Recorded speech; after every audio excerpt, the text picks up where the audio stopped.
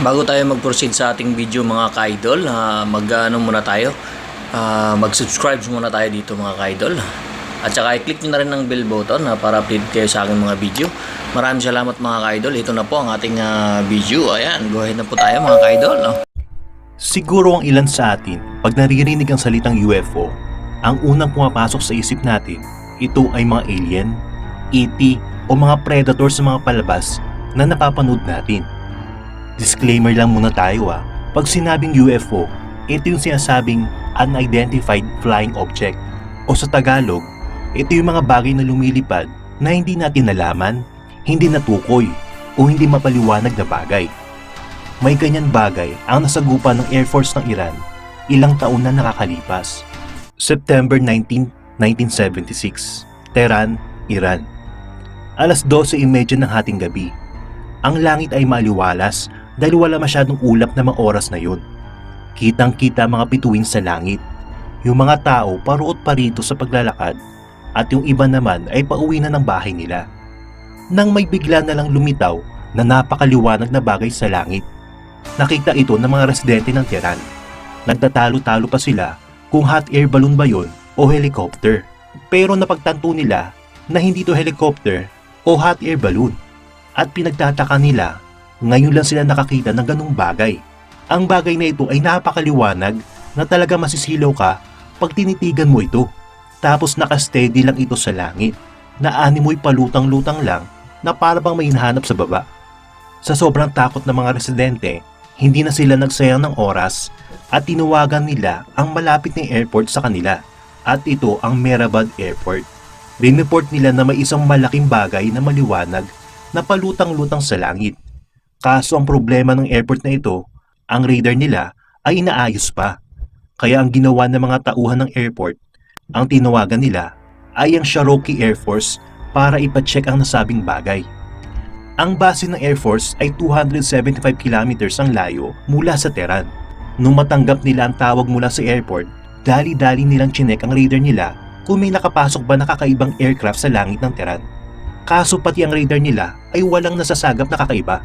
Kaya ang ginawa ni General Yosefi, lumabas siya ng opisina niya para tingnan ang langit. Nung makatapak na siya sa labas, nanglaki ang mga mata niya sa nakita niya. Dito niya napagtanto na totoo nga ang report na may maliwanag ni aircraft na palutang-lutang sa langit. Pero ang pinagtataka niya, bakit hindi ito nasasagap ng radar nila? Kaya nagmamadali siyang pumasok ulit ng opisina nila na halos madapa-dapa pa siya sa pagtakbo. Tinawagan niya agad si Lieutenant Yadi Naziri na ihandang F-4 Phantom plane para i-check niya ang kakaibang aircraft sa langit. Sinabihan niya din ito na magsama ng weapons officer sa backseat in case magkaroon ng bakbakan. Kaya naghanda agad si Lieutenant Yadi at rinedy niya na lahat ng gagamitin nila at nagsama siya ng weapons officer. Lumipad sila ng 1:30 na madaling araw. Nung lumilipad na sila, nakita nga nila ang maliwanag ni aircraft na palutang-lutang sa ibabaw ng Tehran. Kaya pinalipad niya pa na mabilis ang aircraft nila para makalapit agad sa UFO na yon. Kaso nung papalapit na sila sa UFO na yon, bigla na lang nagmalfunction ang navigational instrument at communication ng aircraft nila. Paulit-ulit pinindot ni Lieutenant Yadi ang mga navigational instrument kaso hindi bumubukas ang mga ito. Napakadelikado ang sandaling ito dahil ang radar ang nagsisilbing mata ng aircraft. Kaya parang bulag siya na pinapaandar ang aircraft niya. Nagpatuloy pa din siya sa paglipad na ang mga mata niya ay nakafocus sa UFO na ito. Kaso ilang minuto ang lumipas, napansin niya na delikadong ginagawa niya kaya naisipan niya nalang bumalik sa base nila.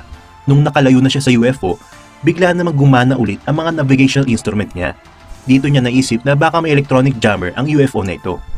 Nung makabalik na si Lieutenant Yadi sa base, pinalipad naman ni Lieutenant Parviz Jafari ang pangalawang F-4 aircraft. Pasado 1:40 ng madaling araw. Dali-dali niya linapitan ng UFO at rinadar lock niya ito. Sa pagkakataon na ito, hindi nagmalfunction ang mga equipments niya. Dito niya nakita na malapitan ng UFO. Ang hugis ng UFO ay medyo oblong at napapalibutan na parang energy ball. Ngayon lang siya nakakita ng ganito. Habang umaandar ang UFO, sinusundan niya ito. Ang kulay ng UFO ay nagbabago-bago ng mabilis. Nagiging red, orange, green at blue. Ang UFO ay lumipad patungong timog ng Tehran. Kaya sinundan ito ni Jafari. Tapos ilang minutong lumipas, biglang huminto ang UFO. Kaya iniwasan ni Jafari ang UFO. Baka kasi magbungguan sila. Noong makalayo na si Jafari, sinundan niya ulit ang UFO pero sa mabagal na paglipad. Pero habang mabagal niya sinusundan ng UFO, nagulat siya dahil may inilabas itong maliwanag na bagay. Ang maliwanag na bagay na ito ay papunta sa kanya. Para bang sa tingin niya ang bagay na ito ay parang torpedo na gawa sa liwanag. Kaya sa sobrang kaba ni Jafari, pinindot niya ang button para sa missile para pasabugin niya ang liwanag na ito. Kaso biglang hindi gumana ang weapon niya. Paulit-ulit niya ito pinindot kaso wala pa rin. Kaya ang ginawa niya, iniwasan niya na lang ang ilaw na ito at umikot sa UFO. Nung pabalik na siya sa level ng UFO, yung ilaw na parang torpedo ay nag-reverse at bumalik sa loob ng mothership. Nakala mo kontrolado ng remote control. Ilang segundo ang lumipas, naglabas na naman ng UFO ng maliwanag na bagay, pero dumiretso ito sa lupa. Ang liwanag ay kumalat sa lupa na halos 3 kilometro ang lawak. Nang maisagawa na ng UFO ang pagbagsak ng liwanag, agad naman ito lumipad pataas na palabas sa atmosphere ng napakabilis. Pinagmasdan ni Jafari ang pag-aalis ng UFO hanggang sa maglaho na ito sa langit. Noong napagpasya na ni Jafari bumalik sa base, nakaranas siya ng communication at navigation failure. Nagtataka siya bakit biglang patay-sindi ang mga electronics sa loob ng aircraft niya. Ang hindi niya alam, ganun din pala ang nangyari sa isang eroplano na malapit sa lugar na yun. Nagkaroon din sila ng communication failure sa oras din na yun. Pero pinagtataka nila, wala naman sila nakitang dahilan para magkaroon ng failure at wala din sila nakitang UFO sa paligid nila. Kinaumagahan, pinuntahan ng mga sundalo ang nasabing lugar kung saan ibinagsak ang ilaw ng UFO. Kaso nung nasa lugar na sila, bigla nagloko ang mga electronic device nila. At sa pag-i-inspection nila sa lugar, wala silang nakitang kakaiba. Pero nagtanong-tanong sila sa mga malalapit na bahay doon. Sabi nila, nakarinig sila ng kakaibang malakas na ingay nung gabing iyon. Tapos nakakita din sila na matinding liwanag. Yun lang ang nakalap nilang impormasyon. Simula noon, wala na silang nabalitaan na UFO ulit. Pero nung 2004, halos 30 years na nakalipas, may kakaibang aircraft na naman ang nasagap ng radar ng Air Force ng Iran. Noong mga oras na ito, ang F-14 Tomcats pa rin ang ginagamit ng Iran na binili nila sa Amerika. Ginagamit nila ito para bantayan at protektahan ang nuclear facilities nila. Ang F-14 Tomcats na ito ay isa sa mga mabibilis na jet fighters sa kasaysayan. Matindi din ang weapons na nakalagay dito, kaya kinakatakutan ito ng ibang mga bansa. Pero noong 2004, nasubukan ng F-14 Tomcats ng kakaibang aircraft na nakita sa radar nila. Nang masagap ng radar nila ang UFO na ito, tinaas agad nila ang alert level nila dahil ang UFO na ito ay lumilipad sa taas ng nuclear facilities nila. Kaya kinabahan sila dahil naisip nila baka atakihin ang mga nuclear facilities nila. Kaya inutusan agad ang mga fighter pilots na sumakay na sa mga jet fighter nila. Hinanda agad nila ang mga sarili nila na maari silang mapasabak sa bakbakan. Sumisigaw ang commander na bilisan nila at puntahan agad ng UFO na nasa taas ng nuclear plant nila. Dali-dali agad nila pinalipad ang mga jet fighters. Ang bilis ng jet nila ay umabot agad sa Mach 2. Ang bilis kasi ng jet ay nasusukat sa Mach. Mach 1 ay kasing bilis ng speed of sound at ang pinakamabilis na Mach ay Mach 9.6. Ang may ganitong speed lang ay ang X-43A scramjet ng Amerika. Sumugod agad ang 8 F-14 jet fighter at 8 F-4 Phantom. Lahat sila ay lumilipad sa bilis ng Mach 2. Nung makita na nila ang UFO, nagulat sila sa itsura nito. Ito ay malaking bilog at naglalabas ng green na apoy. Tapos ang paglipad nito ay kakaiba dahil steady lang siya sa lugar na nakalutang. Nung ilalockout nila ang radar nila sa UFO na ito, biglang nagloko ang mga electronic system nila. Kaya ang ginawa ng iba, linapitan nilang UFO na ito. Kaso nung papalapit na sila, ang mga jet nila ay sobrang lakas sa pag-uga dahil sa turbulence na inilalabas ng UFO. Kaya ang ginawa ng mga jet ay pinalibutan nila ang UFO. Kaso nung puwepesto na ang mga jet, ang UFO ay lumipad pataas na animoy parang shooting star sa bilis. Ang UFO na ito ay nakita nila na nag-exit sa atmosphere na para bang may naghihintay na mothership sa labas ng Earth. Ang mga piloto ng mga jet ay hindi makalimutan ang nakita nila. Kaya simula noong 2004, ang Air Force ng Iran ay laging nakabantay kung babalik pa ba ang mga UFO na yon.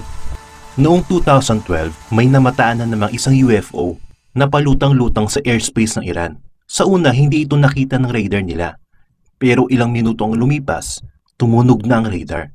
Ang ipinagtataka nila, bakit nasa gitna na ng airspace nila ang UFO? Hindi man lang nag-alarm ang radar nila bago pumasok ito sa teritoryo nila. Nagmadaling sumakay ang mga piloto sa jet para habulin ito. Pero nung papaangat na ang mga jet, ang isang jet ay bigla na lang sumabog sa ere na para bang may tumira dito na invisible na laser beam na galing sa misteryosong bagay na ito. Ang piloto ng nasabing jet ay agad naman nasawi. Yung ibang jet ay hinabol pa rin ng UFO. Kaso noong pipindutin na nila ang missile, biglang nagloloko ang mga equipments nila na para bang may electronic jammer ang UFO na ito. Kaya ang ginawa ng ibang jet ay hinabol nila ito. Ang bilis ng jet nila ay nasa Mach 2. Kaso ang UFO na hinahabol nila ay umabot na sa bilis ng Mach 10. Talagang napakabilis na wala pa nakakagawang bansa ng ganong aircraft. Dahil kung matatandaan nyo, sa sinabi ko kanina, ang pinakamabilis na recorded na Mach ay Mach 9.6. At ito ay nasa Guinness Book of World Records. Nang mapag-iwanan na ng UFO ang mga jets, bigla na naman itong lumipad pataas at lumabas sa atmosphere ng Earth.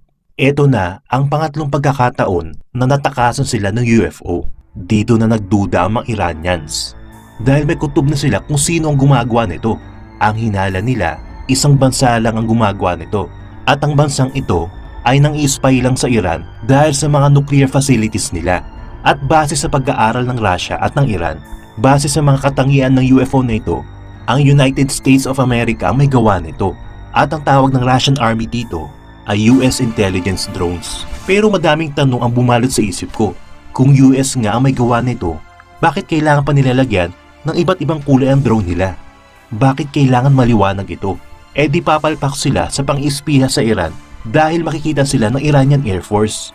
Kasi kung ilalagay ko ang sarili ko sa Amerika, kung mang-i-spy ako sa ibang bansa, aba dapat yung gagamitin ko ay hindi makikita ng iba. Pangalawa, kung Amerika ngayon, ibig sabihin, madami ng high-tech na gamit ang US military na hindi pa alam ng ibang bansa. Dito ako napaisip sa Area 51 ng Amerika. Baka nandito ang mga high-tech nilang weapons na ilalabas lang nila kung kailangan. Kayo, anong sa tingin nyo? Espiha ba yung UFO na yon? O nilalang na hindi natin alam? Comment nyo lang sa baba.